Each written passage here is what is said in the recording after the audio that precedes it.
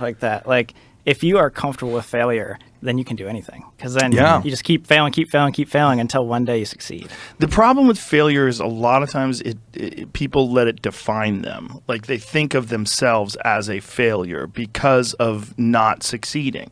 Instead of thinking of yourself as a human being who's learning and growing, you think of yourself like, oh my God, I'm the guy who dropped the ball. Yeah. I'm the guy who crashed the car. I'm the guy who did these things. You think of yourself as a failure. I'm the guy who flunked out of school. I'm the guy who, the girl broke up with me. You start thinking of yourself as like a person who fails.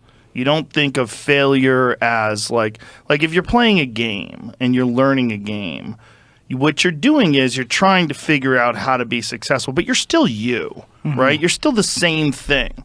But when you fail enough times, it stains your brain and hurts your feelings so much that you can self-define.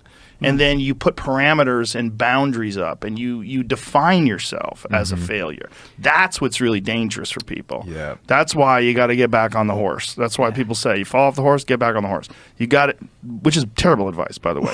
If you fall off a horse, you might fucking die. Run away. You might break your back a little bit. Yeah, you can break your back.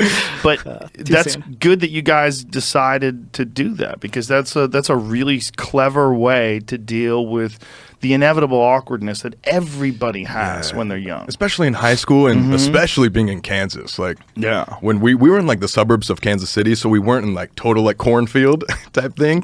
But we definitely were like probably 10 minutes away from like farmland and things like that. So like Sam was saying, all there was to do out in Kansas were go to the mall on the weekends, or we had like a bunch of abandoned places as well. So that's like how that ties into later in life, getting into that. Luckily, you guys had YouTube.